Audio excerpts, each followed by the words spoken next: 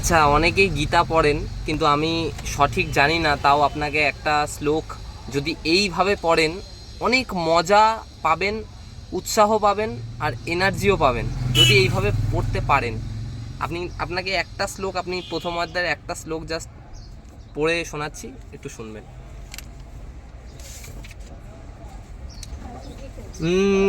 প্রথম অধ্যায় বিষাদ যুগ, ধৃতরাষ্ট্র উচ্চব ধর্মক্ষেত্রে কুরুক্ষেত্রে সমবেদা যুজোৎসবা মামকা পাণ্ডবচ্চ এব কিম অকুর্বত সঞ্জয়। এভাবে যদি পড়েন সুরে সুরে, তাহলে অনেকটা পড়তেও ভালো লাগবে এবং মনোযোগ সহকারে আপনি জোর পাবেন। ঠিক আছে।